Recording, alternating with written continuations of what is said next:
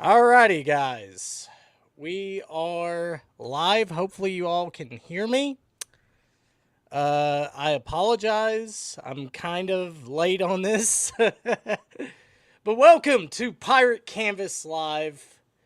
I am your host, PC, and Chuck should be joining us here. I was trying to get my green screen and everything ready, and unfortunately, I couldn't get it to work. So yeah, I'm still having green screen issues, and there's Chuck. What's up, man? What's going on? And yeah, I'm late. I know. I was trying to get my green screen set up, and unfortunately, I couldn't get it to work. So It's all right. I don't have a yeah. green screen. You just get to see what's behind me. Well, you would have liked my background. Why was it something I'd appreciate? Yeah, All right. Soul Leader. Nice. I I, love lo- Soul Leader, I which am right now willing Soul Eater to reboot in some way and for Stein to come back because yes, we I need it. need We just one more. Just one yes, more for me, and then I can ride yes, off into the sunset, let the yeah, young dude. kids I have mean, their I believe time.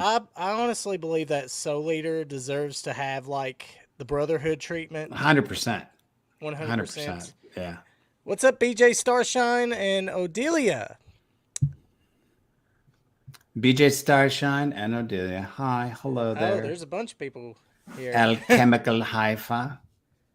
Hey, you So, pirates, what have I'm you been here. up to? What have you Who, been up to? me? Yeah, you. So today was mostly, let's see, what was on my list?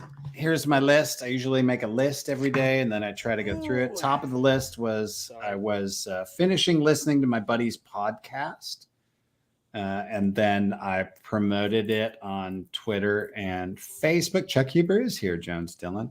And Yes. then I was supposed to clean our tiny house that I'm building, but I didn't get to that. I was supposed to move a couch. That didn't happen. I was supposed to finish cutting two plays together. That didn't happen. I did get the ABS for my son's. Maggie said, "Hey, Chuck." Hello, Maggie. I got the ABS for my son's 1992 Volvo 240. I did all my emails. I looked through my crypto. I did my workouts. Wow, I scratched that out so good. I don't even Gosh. know what it says. I Uh, mean, you sound like yeah, you're a busy man. I was pretty busy. I got some stuff scratched off. It was good.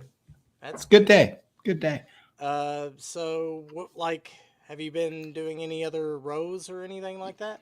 Well, the last thing I did, which was super fun, was the Yu Hakusho OVA. So there's Oh, yes, I heard about that. two new episodes. So one episode happens before the series, and one episode happens after.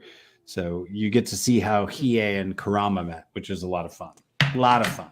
Everyone's asking where Beerus is. He's right here. I knew everybody was gonna ask that. My cat. I got a new cat. Is your cat named Beerus? Yep. Nice. Yeah, Good name. he likes to be in the stream. But I can't see you, by the way. I don't know why I can't you see you. can't see me. No. Oh no, Oh, that's there. not good. Oh, I see something. Nope. Still not. It's all right. I don't have to see you as long as they can see you. I don't know why. I mean, it's showing on my side. I can see myself. Chat, can you see Pirate? Can you see me? Am I John Cena?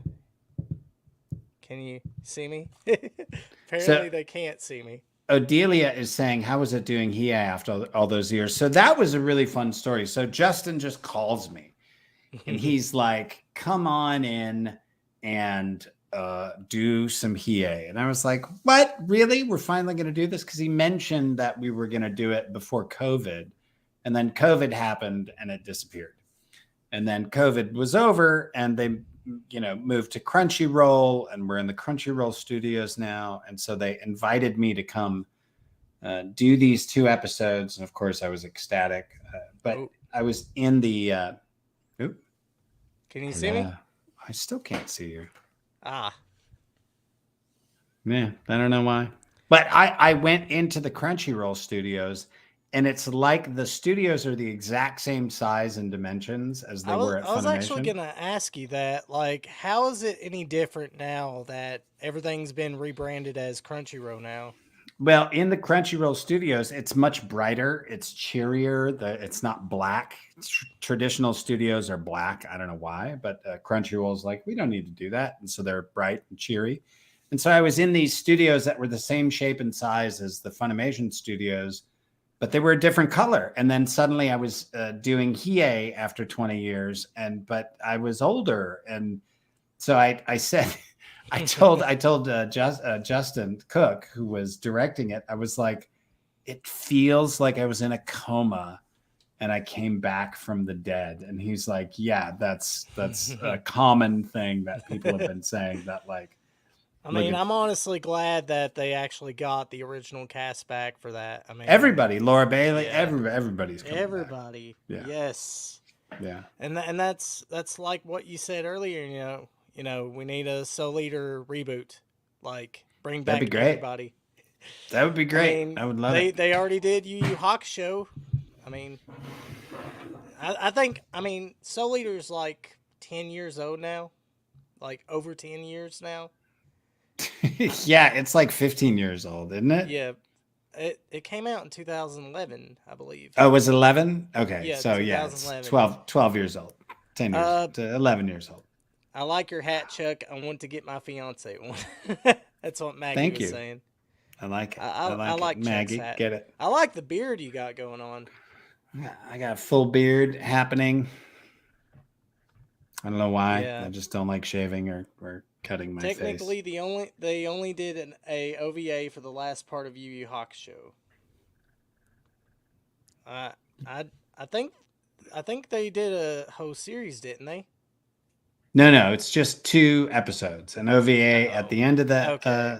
series and an OVA that precedes the series. Poltergeist report dub next. Oh God. That's Mm. funny. I had a fan who reached out to me and he was kind of into business and was doing a business thing. And he was like, I want to get the rights to that. And what happened was the company that had the rights to it went into bankruptcy. And so the assets are in receivership, spread between like 7 different entities. And so it's like almost impossible to get the rights to it. And I was like, if you get the rights to it, I will get all the actors together and they'll all record some things. And he's still trying, but it's, I don't know. I just wish there was. Even though the movie is not that great. Oh, we would make it great. We would make You it would amazing. give it Our the Ghost voices would Stories do it. treatment. Yeah. Give it the Oh, we Ghost could Stories treatment. give it a little bit of a tweak. That would be fun. Yes. You know where I'm going with this. Oh, I know. I So know. I guess a lot of people. I mean, I'm sure a lot of people know who you are, like Hi, I'm Chuck. your career and everything. I mean, like where did you actually start? Like how did you get into voice acting and just go from there? Yeah, I started as an actor in Chicago. I went to the Goodman School of Drama at Paul University and worked at the Steppenwolf and the Goodman, the Court Theater, and the Bailiwick, and did a bunch of different TV shows and films while I was up there, and then moved to the Dallas Fort Worth area. And I was at a rehearsal, and my buddy Brad Jackson was the one who tipped me off. He was like, "Hey, they're doing this anime over in North Richland Hills called Dragon Ball." He called it Dragon Ball at the time, and I was like, "Dragon Balls? That sounds weird." And he was like, "No, it's totally cool." And so I went and auditioned. First thing I got was Garlic Jr. And I was like, I knew something was happening because you could kind of tell. I was like, this is too cool to not end up being something. And, but it wasn't anything at the time. And so it was like, Yeah, because but you anime could was like a feel it. new thing.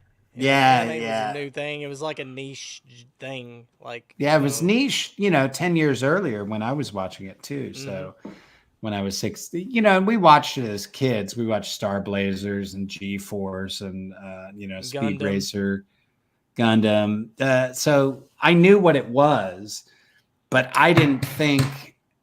No offense to Dragon Ball Z, but I didn't see it at the time. I didn't see it being the hit that it is, Did and you read the so manga or anything? no. I had 2 or 3 kids by that time. I was very busy Ah. being a father, so I didn't have a lot of time to do much of anything else except try to survive as an artist, which was very difficult back then. Right. But I mean, it obviously worked out for you in the end. Yeah, I yeah. mean, you went on to do Android 17, uh, Emperor Pilaf in Android the 13, Kibito, Android Master 13. Shen, Mr. Shu. I've been doing a lot of DBZ characters for a long time. Yeah, it's definitely worked out for So, me. who's your favorite Dragon Ball Z character that you've done?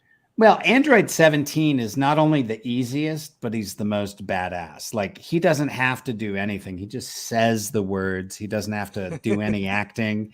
As a matter of fact, the only notes I ever got from Sabbath while recording that series, he'd be like, "Okay, man, just like that was too Okay, much. You man. need to just like relax and like don't do anything. Just be dead inside." And so I would have to, do the line again, but try not to have any emotion. He was like, "There's too much color, man. See if you can bring it back." And I'd be like, "I'm going to kill you." He's like, "Too much." And I'd be like, "I'm going to kill you." He's like, "Perfect. I love it. That's what I want, Ah, man. thanks Just for be the dead super every chat, time." Cosmic. Oh, Chuck, if nice. you could live in any anime world, which would it be? Stay cool. Mm.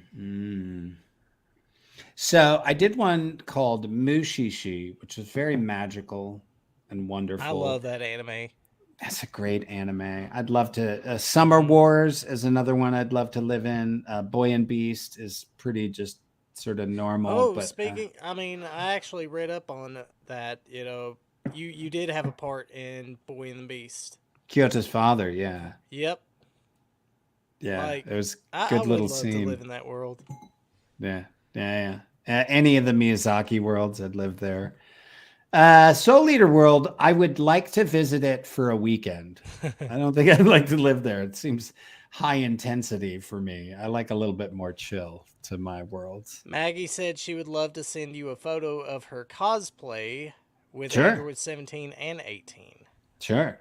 Send it to my Facebook is Chuck underscore or Twitter is Chuck underscore Oh Hubert. God, no one wants to imagine Hiei and Kill la Kill.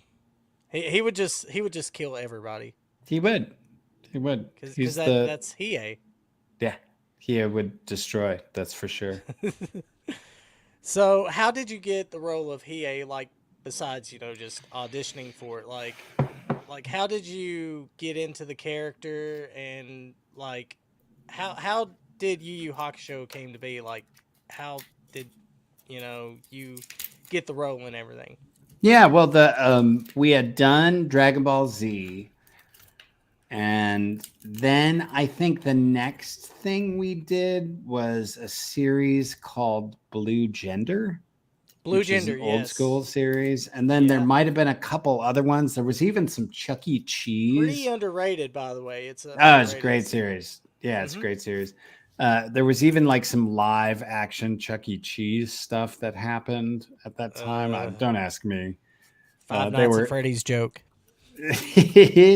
And then Yu Hakusho came up, and we knew it was a long running show. So you knew if you got a lead, you were going to be working, week on, week off for the next couple of 3 or 4 years, however long it took us to record the whole thing. So, of course, everybody wanted to be a lead in that show. And uh, it, the auditions, but even back then, there weren't that many of us working at Funimation. There were maybe a couple dozen actors, maybe 3 dozen actors. By Yu Hakusho, maybe it was up to 4 dozen actors that were regularly working with a couple, new ones every month. Funimation was kind of looked down upon. The anime voice acting was not revered as it is now. It was kind of Right. like oh, you're doing that. That's not real acting. It was kind of You're snooty doing, like that. yeah, like voice acting isn't like what it is now. No, I mean, no. It wasn't back then. And I got the audition and I auditioned. I really wanted Yusuke, but I auditioned for all four characters. And have you listened to the original Resident Evil? no, Oh God, it's terrible. is it terrible? Yes, like the PlayStation One, the original, the classic Resident Evil, the game Yeah, that I I guess will I have never heard that. understand why. Like I'll never understand why people love that game. I mean, Is that the it's one where the yeah, Dobermans jump through the window? yeah, Yeah, yeah, that's and why we love that it's the game. one with the wooden dialogue where it's like, Jill, Doesn't you are the matter. master of unlocking. You know. Doesn't matter. That we don't care about the dialogue. Like that game, Resident Evil, when those dogs jumped through that window, it Mm-hmm. was like video games changed in that moment. Yeah. Because prior to that, you weren't supposed to be Mm-hmm. afraid of anything except what was right in front of you. And Mm-hmm. suddenly you were being attacked from a different place and in a different Right. way by different creatures. And it was, I remember my buddy Aaron Wernsman, who's a firefighter down in Austin. He and I were playing that in his apartment, and he was, oh no, I think I was playing it the first time, and I got instantly killed. And he was like, Ah. give me the controller." So it, and then he beat him, but he was always a better video game player than I. But that moment where they jumped through that window was astonishing to us. We were like, "Oh my god!" Like we jumping up off the sofa. Right. Like video games did something different in that moment. It was really fun to watch. I mean, how do you feel, being a part of that now with, Dragon Ball Z Kakarot, you know, having Android 17, which you've always been the voice of Android 17 in all the games, right? Yeah. 20 years now. Going 20, back 22 to years. Budokai, Yeah, which I Budokai. think, yeah, for the PS2, which, Wow, PS2. yeah, yeah, That's PS2. right. Wow. It's I a know lot. it's crazy to think that, like when I think of the PS2, it's like, gosh, I feel old. It's true. It's true. I love being a part of video games. It's fun at a convention when someone's playing some of the DBZ video games and one of my characters up. It's fun to just sort of sneak up on them and mess with them as they're playing. It's video games are a big part of life now, and I Hmm. always describe life as what would you do if this were a video game? If this were a video Hmm. game, would you just accept that this was your lot in life? You're going Hmm. to go to work at a job you hate. You're going to come home and hate, waking up the next morning. Or if it was a video game, you'd be like, no, fuck that. I'm going to do something different. And you would Yeah, try different things. You'd be throwing chickens and smashing pots. You'd be like doing yeah. something to try to make the level change. So that's to me, I think video games have been helpful in that way. Oh yeah. I mean, there's no denying it because like back then even video games were a niche just like anime was because That's usually true. That's people true. people would tell you, "Oh, you play video games, you must be a dork or something." Like that would be like the typical insult that I would get like, "Oh, you must be a nerd or something." To play video Yeah, and games. it's funny now. Every Nerds rule the world now. So yeah. Yeah, and and video games are more. They bring in more revenue than movies. So yeah. they're top. They're above Hollywood. You know, Yeah, and you and don't have esport finals with 40,000 people. You get that for the Super Bowl maybe, but you're getting that for Super Smash tournaments, plus yeah. 20 million watching around the world or whatever. So they're on par with the NFL now, like freaking video games. And you're like, wow, that's insane. BJ Starshine wants to know what's it like to be Stein from Soul Eater. Stein is an incredible character. He was probably the most challenging, and I mean that in a good way, as an actor, the most challenging sort of arc to carry through. He was an interesting human being, and it was fun to try to figure him out He's and my figure. favorite character, by the way. Oh, well, thank Not you. just He's because of you, not just because of you. It's No, he's a which I very, mean, very fascinating yeah, character. Yeah, and he's great. just you know, like some of the stuff that I read up, like his quotes and stuff, like it just applies to life now. I mean, like where he talked about, how can someone say something's right or wrong or know what the truth is and stuff like that. Like I'm Yeah, like, wow, this just applies to today. yeah, yeah, for Like, sure. He's one of my favorites philosophically, for sure.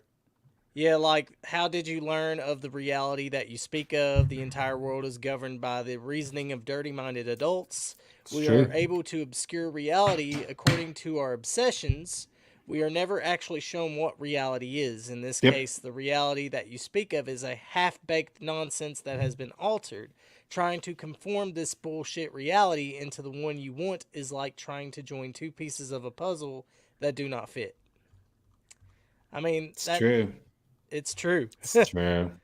It's true. Like especially the state of our world today.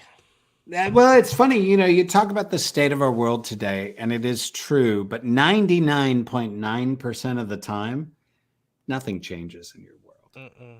COVID being the exception. COVID really, really changed stuff. And now that it's gone, everything's pretty much back to the way it was. I wake up, I do my stuff, I make my coffee, I'm in my house, everything, people like to be like, the sky is falling. And it's like, is it really falling?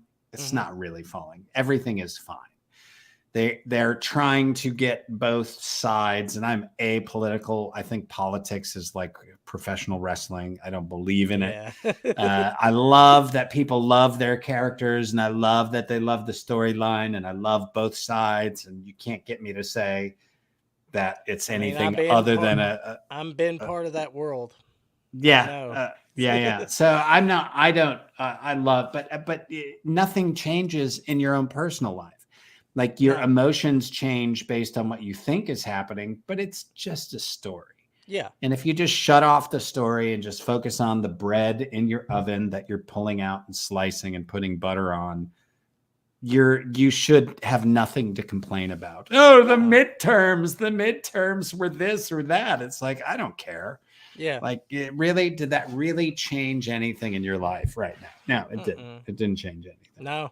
I mean, not really. I mean, No. everything's still the same. Which I was surprised that eggs went up. Because where I work at a grocery store, Yeah. and I have to put up eggs and everything. Like I was surprised at how much eggs cost and everything, and it was like, gosh. We don't know because we have 15 chickens, so we get our eggs from the Ah, chickens. you're smart. See, you're Yeah, we're smart. ready. You go and buy your own chickens. You don't have to Yeah. worry about. No, we're good. That's such good eggs too, man. So much better than the store eggs Oh yeah. because we know what What we do you feed feed them. them though? Like, We got a layer crumble that we get from the local feed store, and then we supplement with whatever's left over from our melons or our, tomatoes or not tomatoes, melons or corn or anything that's left over. We split between like, is this chicken food or composting? So sometimes it goes in the coop, sometimes it goes in the so many composting. questions here. I like this one. Maggie said, "How does Android 17 like being an uncle?" Yeah, I guess he likes that. I always say I would be absolutely and Toriyama, if you're listening, I would be absolutely delighted to do an Android 17 spin-off that was just focused on the island and his family. So he was battling, intergalactic poachers, perhaps with the help of 18 and Krillin at times. Perhaps, other people would make guest appearances. Maybe Frieza comes in at one point or Beerus, whatever. But it's mostly about fighting poachers and hanging out at home. I'd love to see the comedy that would happen with Android 17 and his family, Like no one and ever being an thought uncle. that would be the case though. Like a lot of people assume that he just died or something. Like, You know, what's funny is for years at conventions, I said, because the last thing you get from Android 17 is way, way at the end of DBZ. He pulls a shotgun on these two poachers hmm and he's a ranger. And I was like, he's going to come back as a tree hugging hippie. And that was my joke for years, that Android 17 would come back as a tree hugging hippie. And then he kind of did. He kind of came back as a tree hugging hippie. yeah, But except he wasn't hugging trees. He was hugging endangered animals and endangered species. animals. Yeah. Yeah. But I think that'd be a great spinoff. I think everybody. Endangered animals. Yeah. Space animals. Yes.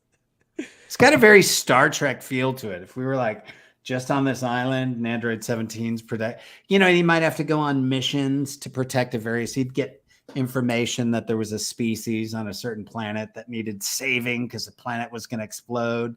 And that was the only place that species was. And he'd have to go say it. Like, it's a procedural, man. Right. You'd be able to crank out episode after episode. I think it could run for 8 or 10 years until I retire. Just saying, Toriyama. Just Someone make it asked happen. if you and your wife garden.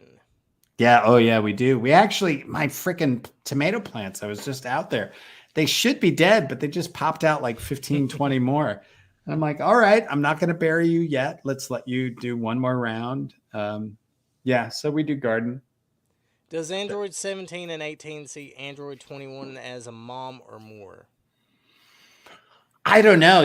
I have a convention with Jeannie in May, KamehaCon. Actually, I'm doing KamehaCon the Friday and then coming to MetroThamCon the Saturday and Sunday. Which I'll be there.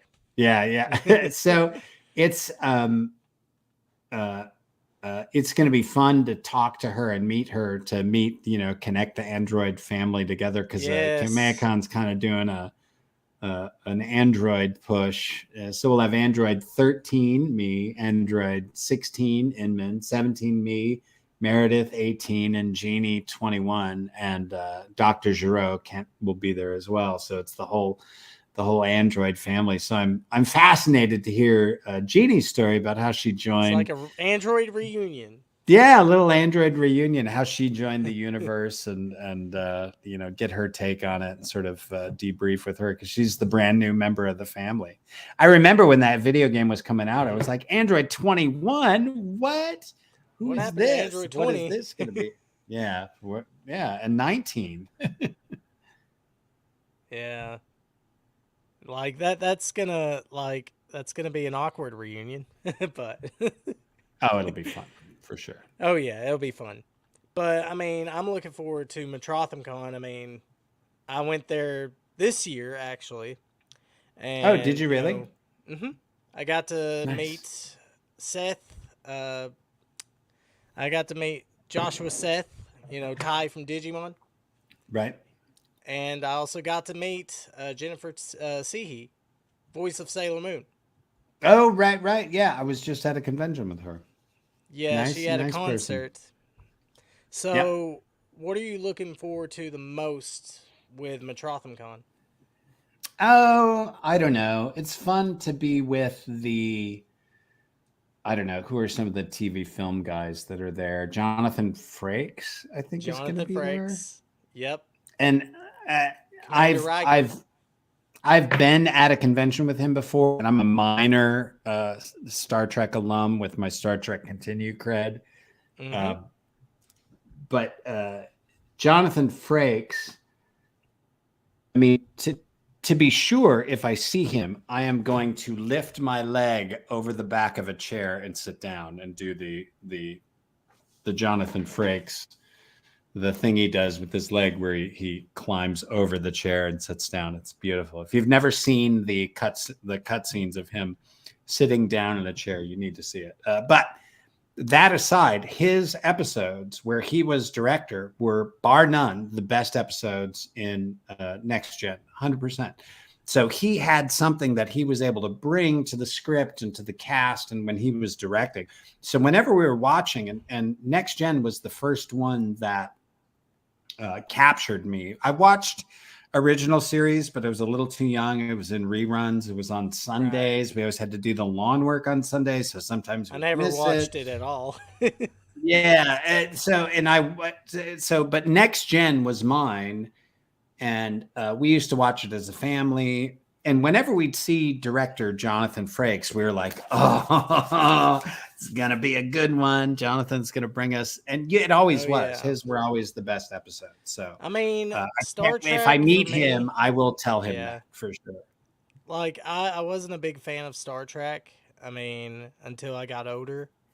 But I mean, I went back and watched the movies recently because I was curious about it because everybody was talking about how good Star Trek Continues was, and I wanted to I didn't want to go into it blind, so I went and watched Right. some of the original stuff. I watched some of the movies, and I will say William Shatner is a really good actor, Yeah. like Yeah. really good.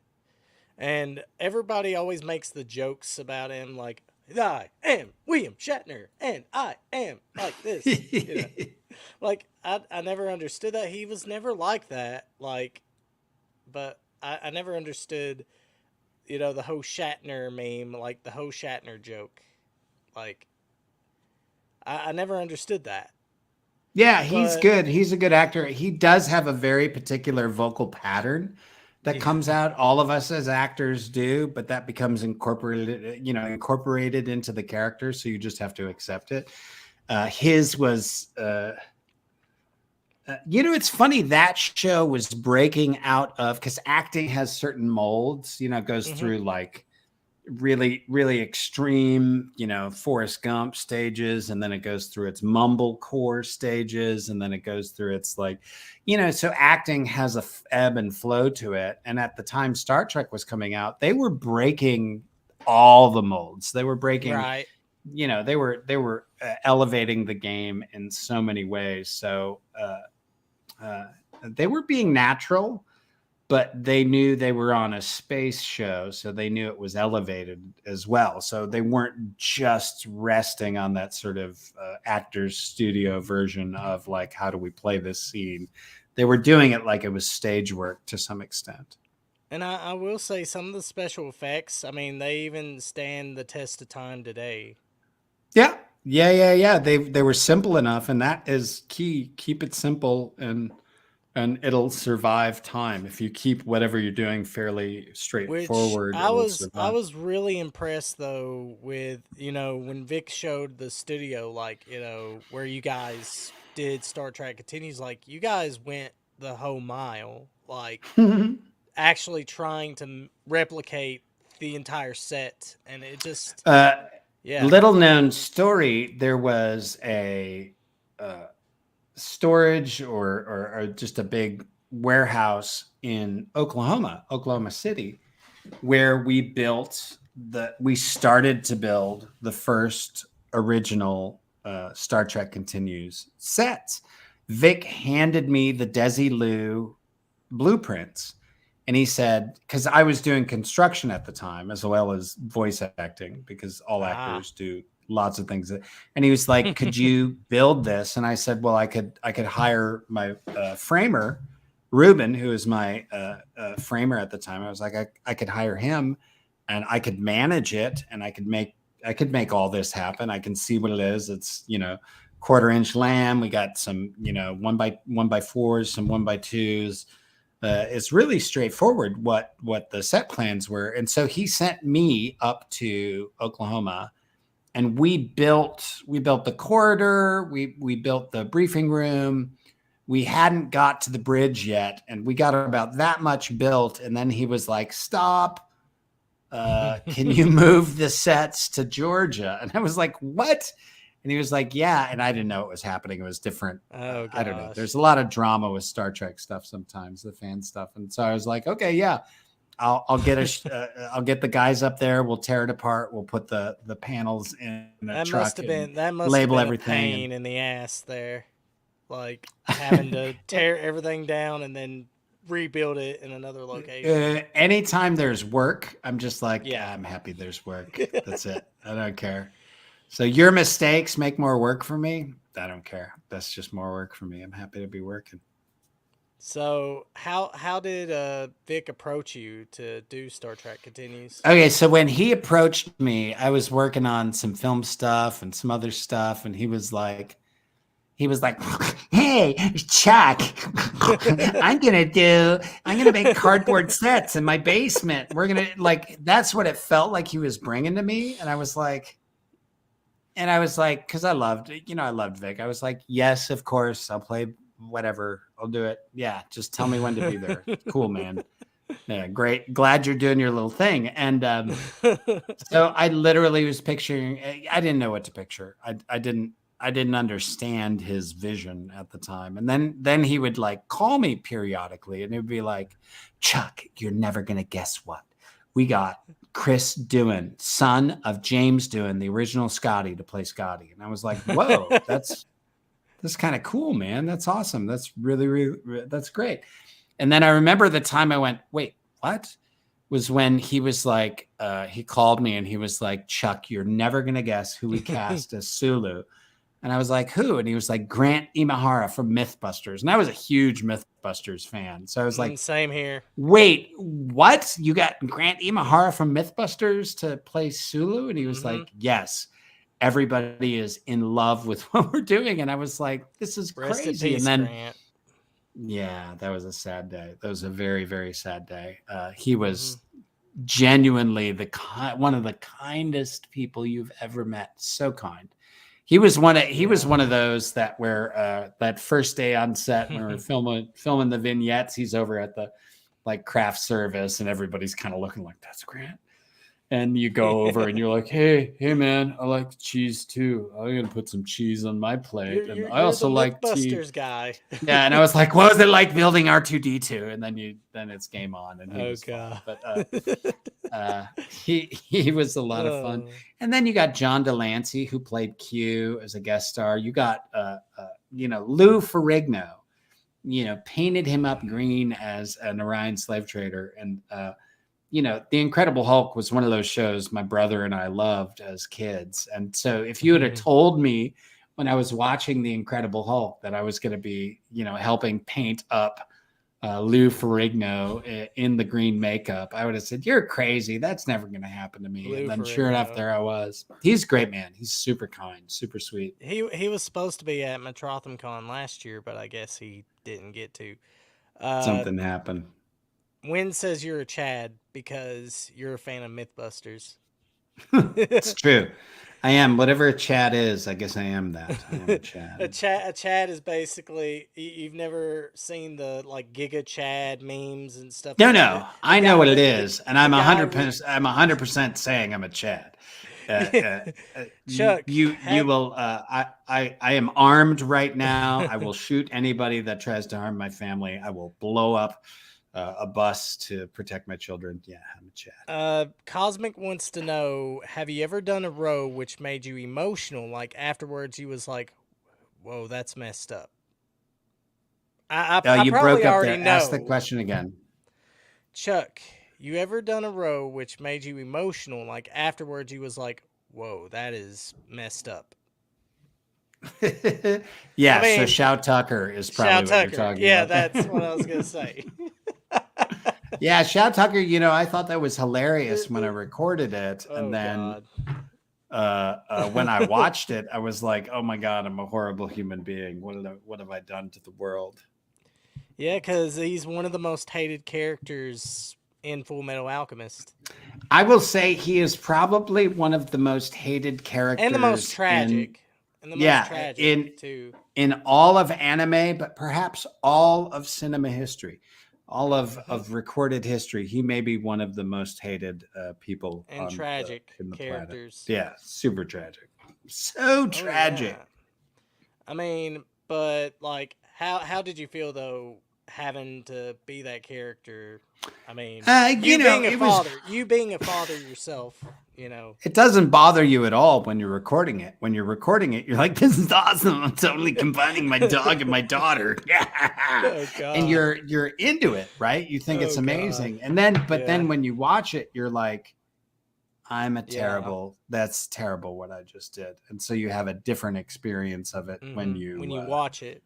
yeah, when you watch it, it's different than what it was when you were recording it. How did your kids react to it? My son has seen it, and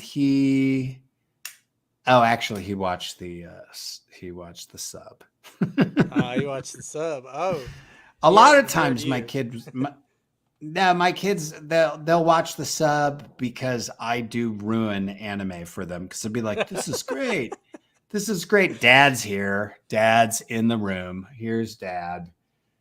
Now I can watch the show again. So I can kind of ruin stuff for them sometimes. Although My Hero they've enjoyed, Kurogiri is a small part of it. So I get to sort of skate underneath the radar for And that said, one. "I'm So. not making a Father's Day joke ever."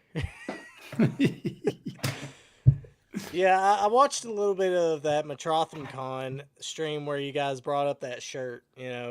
Like the transformation. The Yeah, fusion. the Yeah. fusion.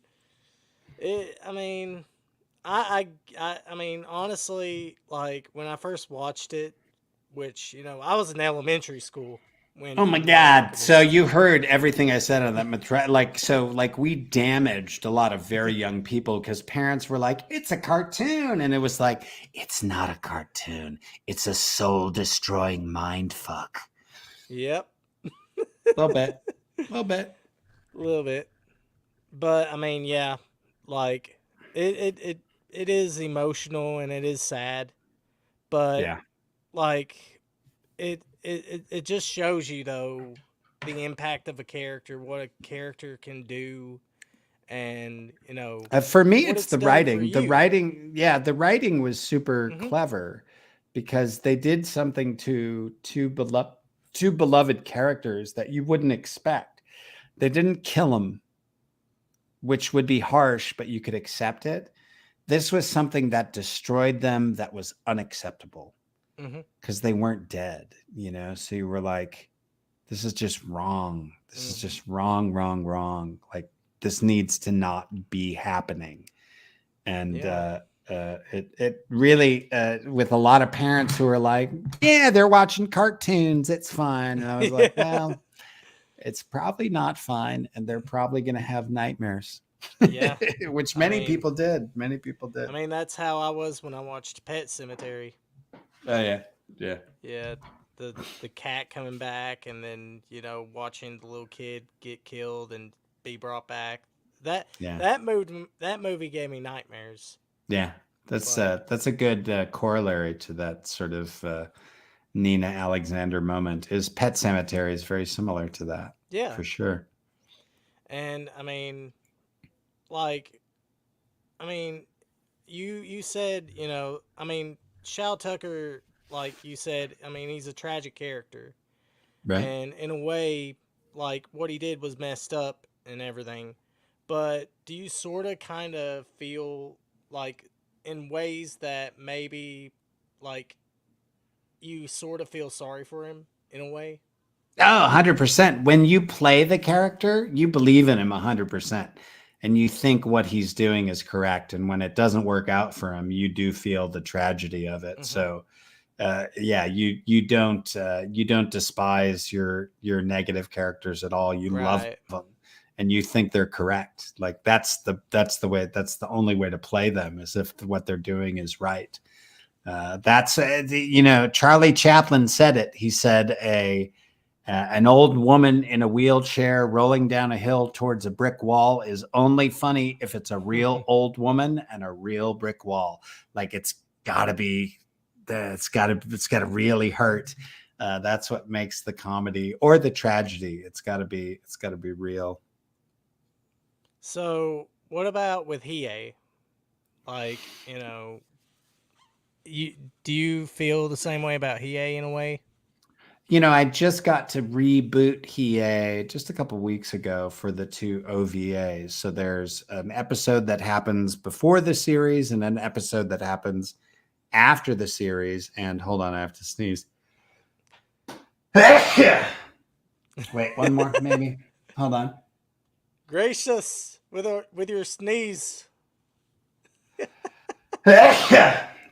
All right, I think I'm done. Yeah, so You're good. I love being in my own Bless office you. where I can sneeze with freedom. If I was out in public, I'd have to like stifle it and shove it down into my spleen, and my spleen would Bless you, Chuck. explode.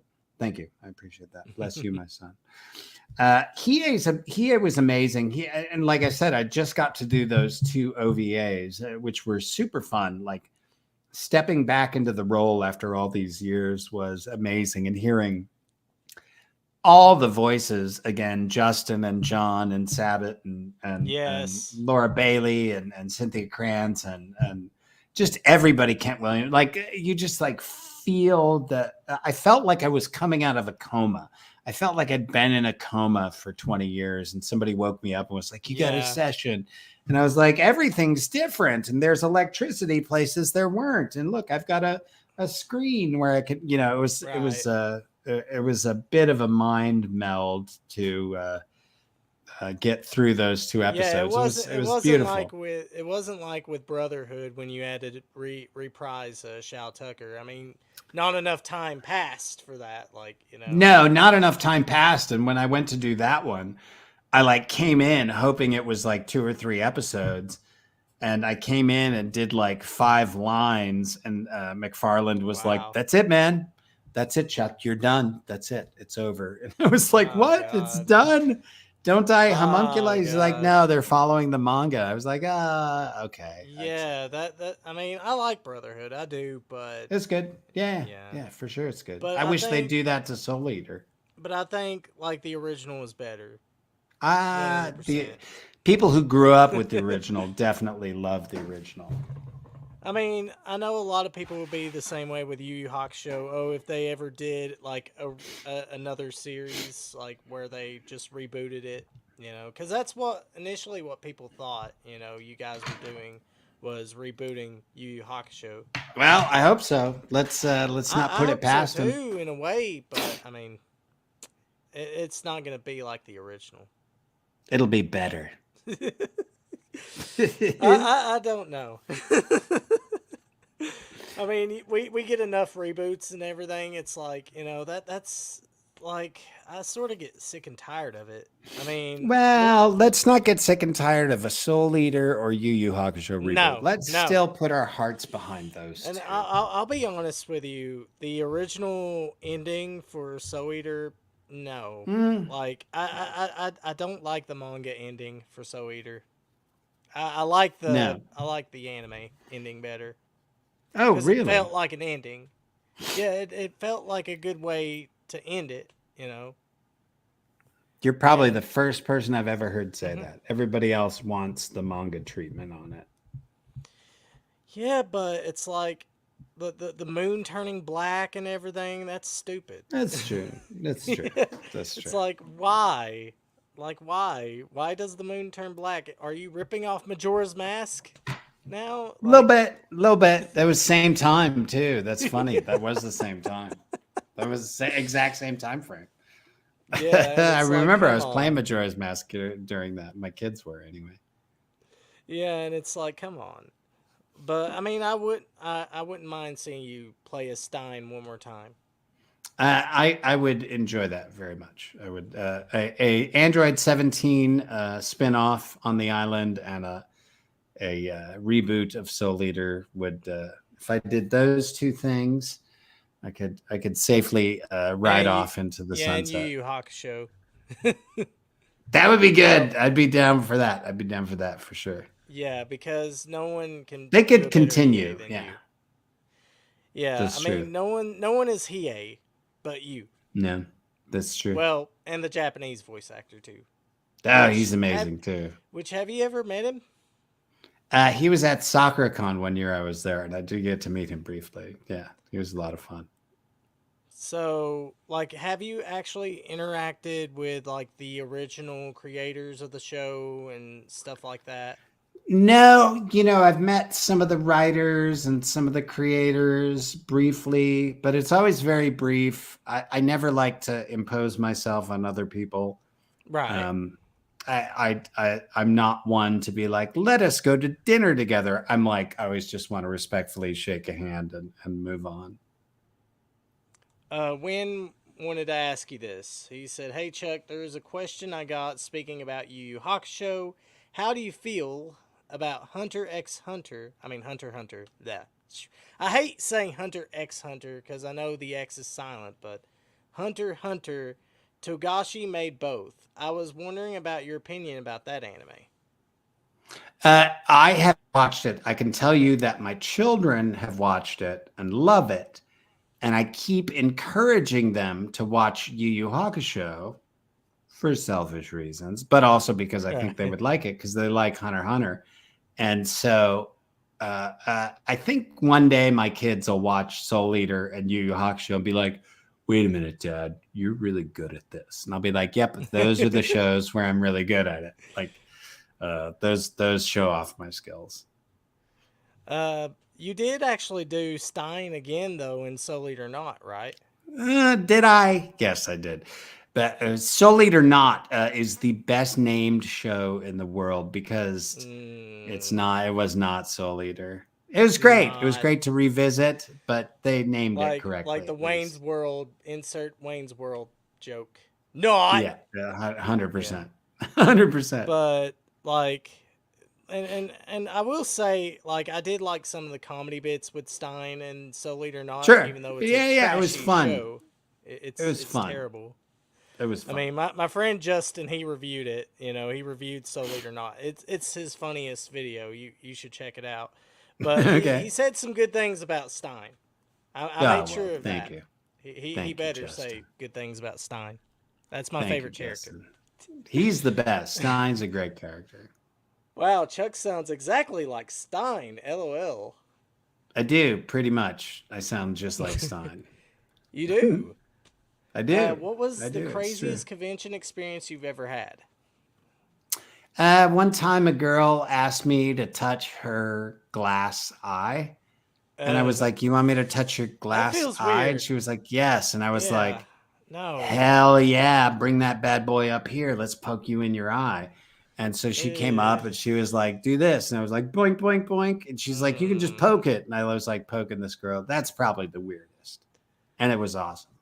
Like, it was, that's nasty. It was amazing. Come on. That's the best thing about anime conventions is whatever is your problem in the real world becomes the thing you show off at the anime convention. There was a dude who was born with little baby arms and he cosplayed as Yoshi and because he had little baby arms.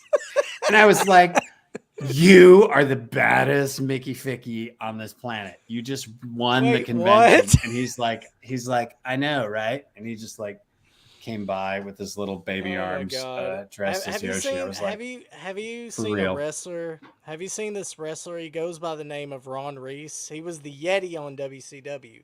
Like he's a big, tall dude. Like he's 7 foot tall.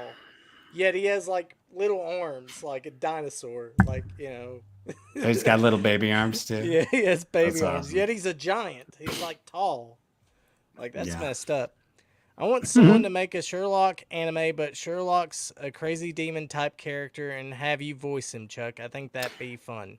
I would do an excellent Sherlock. I did the Crucifer of Blood at Theatre 3 here in town, and it was quite a well-loved production. So I did get to play Sherlock Holmes. Yeah. I got to do him on stage. And as a matter of fact, my Watson was Austin Tyndall. Also in the production was Aaron Roberts, another voice actor. This was before they were voice actors. I was a voice actor at the time, but Austin Tyndall and Aaron Roberts were both in that production as well. As a matter of fact, when Aaron Roberts does panels, he does a panel where he pulls up a picture of me and him on stage together, which he was the first person I met in real life who didn't believe 9/11 was the Muslims with box cutters. So he was the first person I met in real life who was like, conspiracies are true. And we like locked eyes. I remember we were leaving stage after maybe it was final dress and he said something and I said something else and then it was game on. But that was an amazing, that Sherlock production was a lot of fun for me. So you said you did theater acting as well. Yeah. Yeah. What other stuff did you do in I that? did the last play I did. I played Petruchio in Taming of the Shrew. Um, I started in Chicago. I played Ralph in Spring's Awakening at the Steppenwolf. I did Hank in Marvin's Room at the Goodman. Um, I did Ronnie and House of Blue Leaves at the Court Theater. I played Man and Act Without Words, directed by a deaf director, which was super fun, and it's what got me into ASL and into the deaf acting community in Chicago, which was a blast. And I've done a lot of stuff. It's my theater work is probably my favorite work. I can think of only a couple shows that I didn't fully enjoy the whole time, usually because of the writing. But most of the shows I've done have been expertly written and just a joy to speak the words. So Sophia said, "How ironic! Every actor/actor starts their careers in theaters," which is true. I mean, that's the many of best us way to do. start. I mean, Yeah, that's the many best of us way to do. start. I mean, especially if you're getting into like voice acting or any acting. Like theater is the best way to start. Like I've always Yeah, heard that. yeah, it's true. It's true. Because Acting in front of people is yeah, way harder than acting in a booth. So if you can do it in front of people on a stage for two yeah, hours, it's just like you with can do it for wrestling. little. Yeah, When I was being trained to be a wrestler, like my trainer always told me that it's all an illusion. You know, like what you have to do is you have to create a character that is believable, that people are going to react to, and that's the right. point of wrestling. Is you're acting. You're base. It's basically like Shakespearean acting. Oh, I mean. 100%. Yeah. And Shakespeare and acting plus stage combat. Yeah. It's, I mean, you got your good guy and you got your bad guy. I always say DBZ is animated professional wrestling. Animated professional wrestling, exactly. That's all it is. Like Kamehameha. It's like Right. like with a Good wrestling guy, move. bad guy, level up, power up, tag team. Yep. Someone else comes in. Tag It's all team. professional wrestling. Yeah. 100%. Exactly. What was some of your favorite plays you were a part of? Man. I love Tom Stoppard. So he's a British playwright. I did Rough Crossing. I did The Real Thing. Did I do a third Stoppard play? I feel like I did a third Stoppard play. Maybe it was just those two, but he is such a brilliant writer. Oh, He's my hero as a writer for sure. Odelia has a question for you, which she actually posted it on Twitter here. Let me pull it up. All right. Uh, And then after this one, I do have to go. It's almost bedtime. yeah, I gotta put some I kids do to bed. apologize. No worries. No worries. Uh, she wanted to know. I have something I'd like to ask. Background info. I've wanted to become a voice actress myself for several years, but in the Netherlands, where I live, in all media, cartoons, TV, people speak with a hard ch sound, like a hissing cat, or yeah, like. Since I live Yeah. in the part of the Netherlands where we speak with a soft G, I have trouble with the sound. So I would like to hear how Chuck pulls off saying "ga." I can't even "ga weg I can't even say that. Go mainly, yeah. Go away, you gigantic sneak. Yeah, I don't know. I don't know how to pull it off.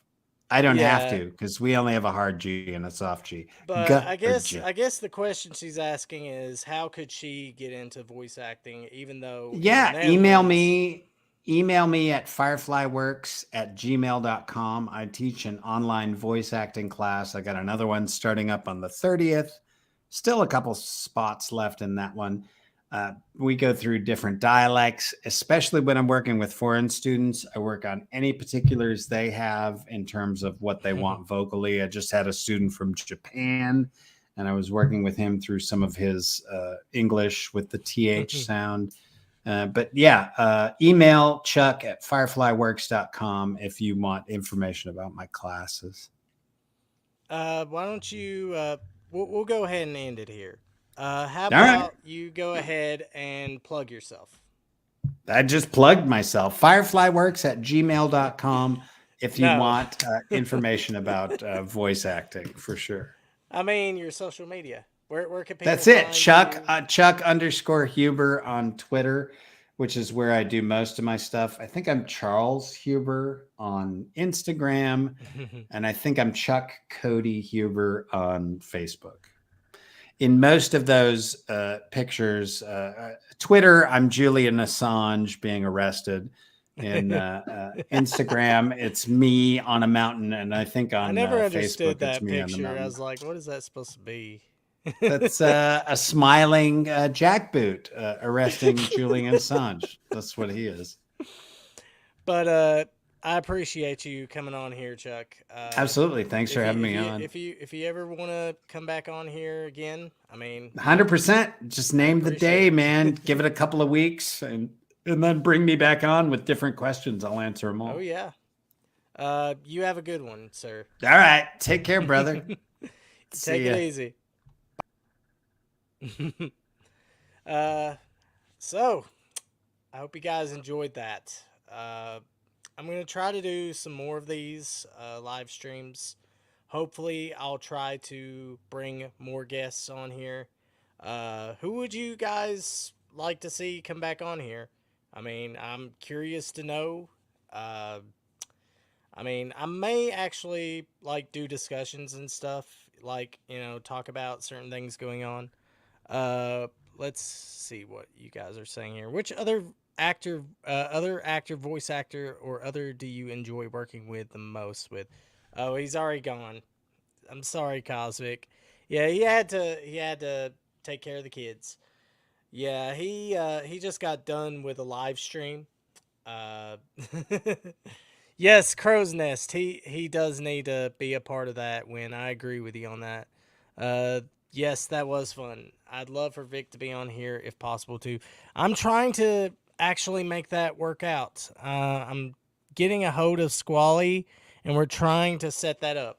I mean, I'm doing my best to try to make that happen because I really want to get Vic on here. And, I know you guys want to see Vic on here, obviously. And, I enjoy this. I really do. I enjoy just talking and answering questions from you guys because, I mean, that's the point of this. I mean, I'm not trying to uh, ask some of the same questions that most people have asked, been there, done that. I want it to feel genuine. When I have these conversations with people, I want them to feel genuine. Like, like friends talking, kind of like what Joe Rogan does. I mean, that's just the way that I feel is the best way. I mean, because you don't know what to expect. You don't know what type of conversation, like you don't know where the conversation's gonna go. I mean, I could have asked a bunch of other questions to Chuck, but I respect him. He's not a political person, not a very political person. Uh, but I would really like to pick his brain one of these days. I would, uh, because he's a very fascinating person. He's a very chill, very good person. That's why I love open-ended questions a lot more. Yes, I do. And I'm sorry I didn't get to everybody's question. I know you guys, had a bunch of questions to ask Chuck. And, I was trying to find some of the good ones there. Some that, weren't like the same question. Like, that's the thing, like, with me. Like, I just want to have a discussion or a conversation, and that's what I'm all about. uh I would love to do that with you guys, and maybe one of these days you guys can come on here, and I can talk to you and we could talk about things going on. I mean, I would have loved to bring up some of the Vic stuff, but I don't think that is the place for this. I mean, I love Chuck. I really do. I don't necessarily agree with everything, but that's not the point of it. I don't agree with everything he says on Twitter, but I respect him. I respect his opinion, and he can say whatever he wants. That's his freedom. Yeah, like, how did you get into voice acting? Like, too basic, needs to be more open. Uh, yeah, that is a too basic of a question. I mean, I already asked him, and that was mostly for people that aren't familiar with Chuck, because I know a lot of people aren't familiar with Chuck. Uh, he's a really, like, down to earth person, but, like, a lot of people don't know that he's a voice actor. They don't know his roles or anything like that, because most people don't watch anime. Like, it's still, I mean, it's not a niche genre anymore. It's not a niche type of hobby anymore. But, people just not familiar with the voice actors. They're not in that world. Never heard of him until today. That's what I'm saying, Big Country. People like you don't know who he is. I mean, you know Dragon Ball, you know Android 17, but you don't know the voice actor behind it. I would love to have Tara Strong. I would. But I think Tara Strong is. I mean, she's. I've never met her, by the way. I think she needs to calm down on the feminist stuff, the man hating stuff. And I would love to have a conversation with her. I really would. But, she just needs to calm down with the whole man hating stuff that she's been posting. You know, Vic is cool. Yes, Vic is awesome. I've met Vic twice in my life. Uh, I've met Vic twice. I met him at Bubba Fest, and I've met him at Metrothemcon last year, actually, which I could pull that up on my phone. The picture I have with Vic. Let me pull that up real quick. Yeah, me and my mom actually got a picture with him. I'm looking forward to Metrothemcon next year. Uh, Getting to meet Chuck and, getting to meet, Vic and everybody. See them again. I'm especially, can't wait to see Quentin. Quentin is going to be awesome. Fuck yeah, Dan Green? I saw Dan Green. Yes, Dan Green. I love the man. He made my childhood. I mean, he's what got me into voice acting in the first place. I mean, you know, doing the voice of Yugi. Like Yugi. Yuki Moto. Ha ha ha. Card games. Yeah, like that. Yeah, I like Yugi. I sort of sound like Little Kribo there, but yeah. Super Android 17 is the greatest thing ever in DBZ. Yes, James. What's up, man? Yeah, Chuck, he already left, unfortunately. He had to take care of his kids. I mean, he's a father, so, he has a life. How's the baby doing, by the way? How's your boy doing? By the way, James, that's my boss, guys. That's my boss from my actual job. He's awesome. I love James. James is awesome. Charlotte Chung, Brian, April, Megan Taylor, Harvey, Erica, Harlacher. I think I'm mispronouncing her name. I Some of these newer voice actors I've never heard of. I'm sorry.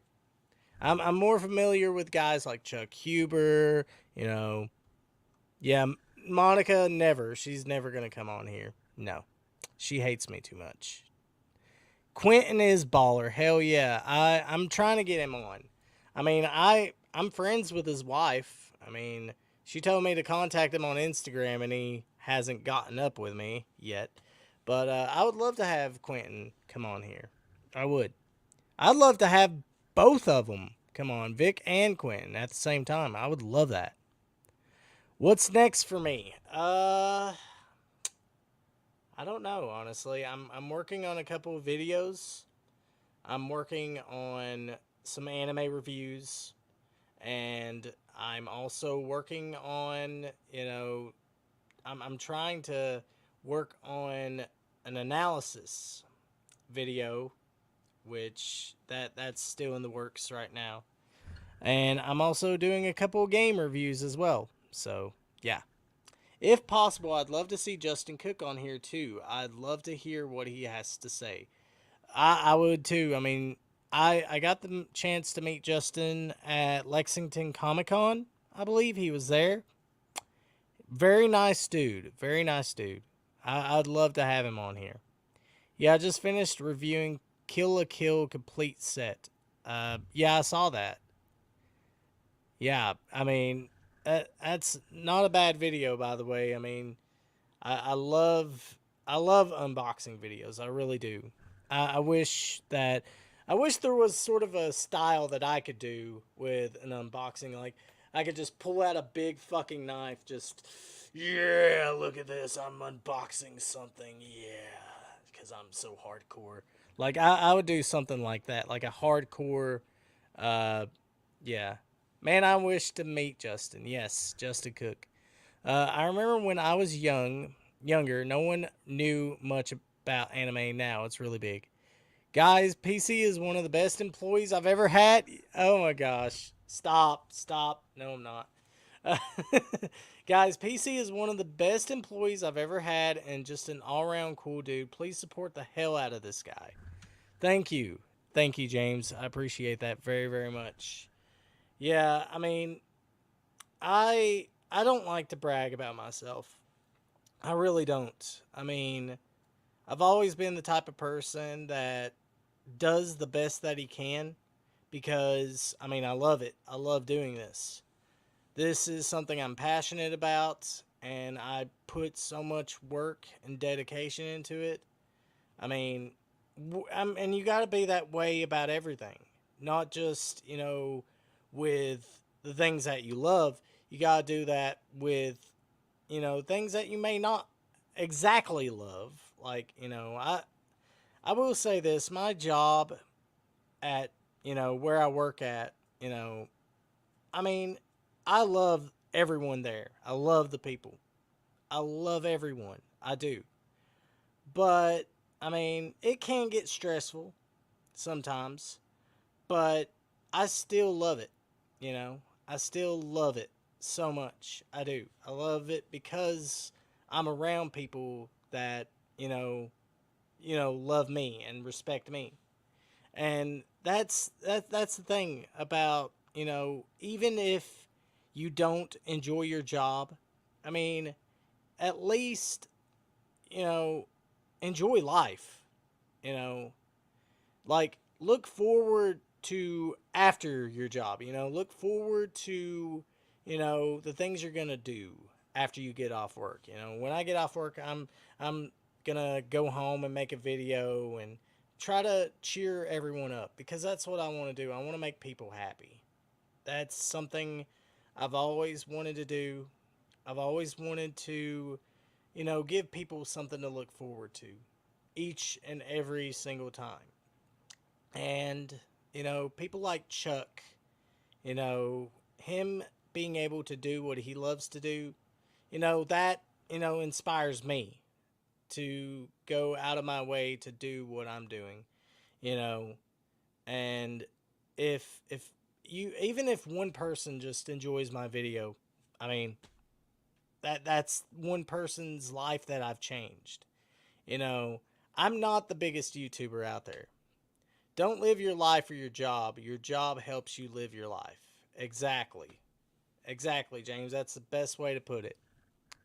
That right there, this right here, that's the best way to put it. I love what I do. Bossing PC around is fun as hell. Yeah, and sometimes I do kind of slack off a little bit. But, I mean, that's the thing, like with every job, you have to have you have to have fun with it. You have to have some sort of fun with your job. Whether it's, joking around or, you know, just having fun. That's the thing. You want to enjoy your job. You know. His wife is very nice. I offered him a role, but unfortunately, not many voice actors want to do non-union. Oh, so are you talking about Quentin? Who are you talking about? So he declined, sadly. Yeah, most voice actors, they're not going. I mean, here's the thing about unions. Like, I mean, here's the thing about being an independent worker. When it comes to being an independent voice actor, like you can take whatever role that is given to you, but at the end of the day, it all boils down to money. It does. I mean, that's the sad fact of life. I mean, I've done plenty of projects that were freelance, where, I wasn't even paid anything. I was paid like, small, like royalty or something like that, like just a small royalty. I've had those type of things be offered to me and I had to not accept them because I've always been a person that, saw my value, you know, because, like, I want to be the type of person that knows what I'm worth. Like, I'm good enough to know my skill range, my experience. It tells the whole story about me and what my value is. And that's what you have to do. You have to set a value for yourself. And, it can't be too high or too low. I mean, it's whatever you want it to be. But, I mean, doing free stuff, it is a good way to get yourself out there. I will say that. But, I mean, that's just how it is. If you want something, you got to pay for it. You know, even if the person's good and you want them to be a part of your project or anything like that, you want to make sure that you pay them what they're worth. That's like with an artist for a commission. You like their art so much, yet they're not going to do it for free. But the whole union thing, the union of voice actors, I think that needs to be a thing.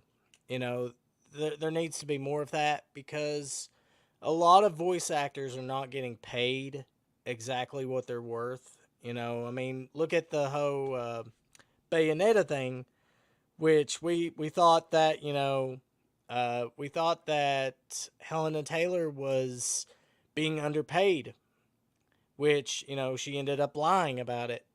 She lied to everybody, and, that's the type of thing that, it's hard to defend, that kind of thing, and it's hard for people to understand that thing because, they're not in that world. They're not in that life. You know what I mean? Like they're not voice actors. Like they don't understand that type of stuff. And with Helena Taylor lying, it's going to be harder for people to actually, you know, like it's going to be harder for people to be taken seriously when it comes to that stuff because of Helena Taylor lying about her being underpaid, which, a lot of stuff wasn't adding up, and that's just how I saw it at first. And I regret making that apology video. Yeah, she's a liar. Uh, Dude, I love Android 17 and Peel Off. This is dope. Uh, yeah.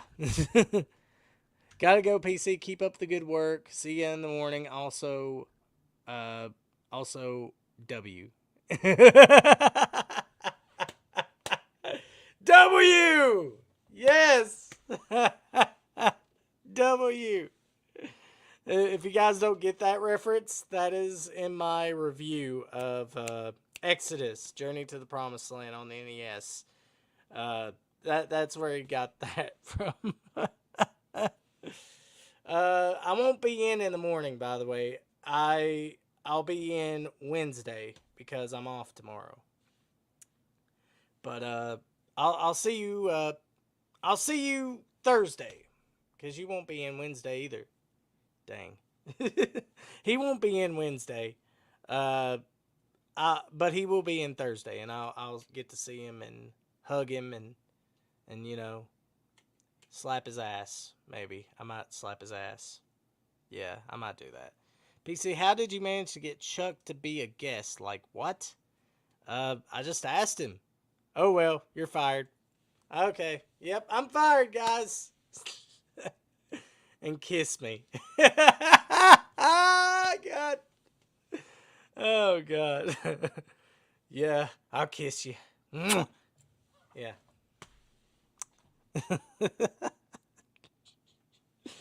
Go to bed.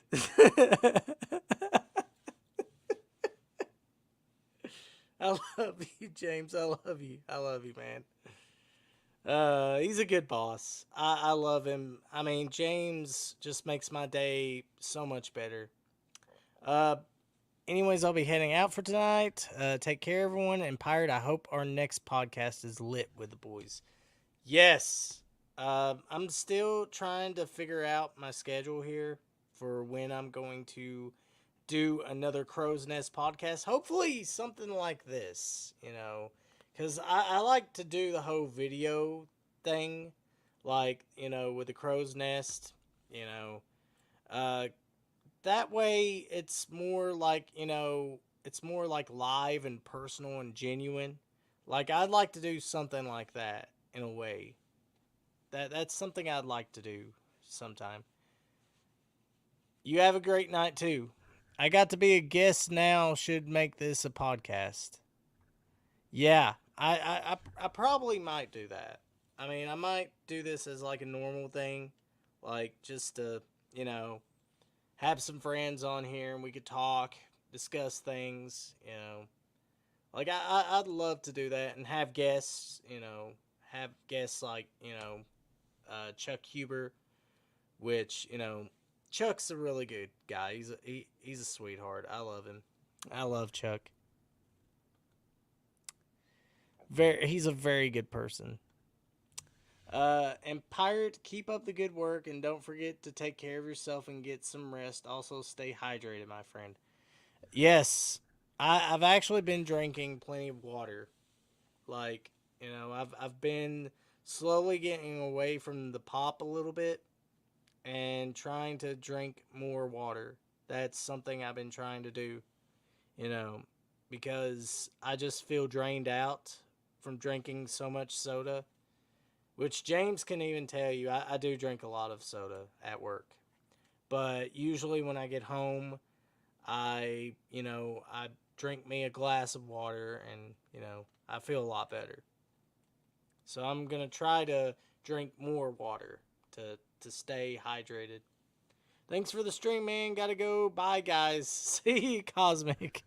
Wait, so you had a podcast called Crow's Nest? I do have a podcast called Crow's Nest. We've only done 3 episodes so far, but I'm trying to get that back. Because I love doing podcasts with Win. Win is a really good friend of mine, and I love, doing things with him.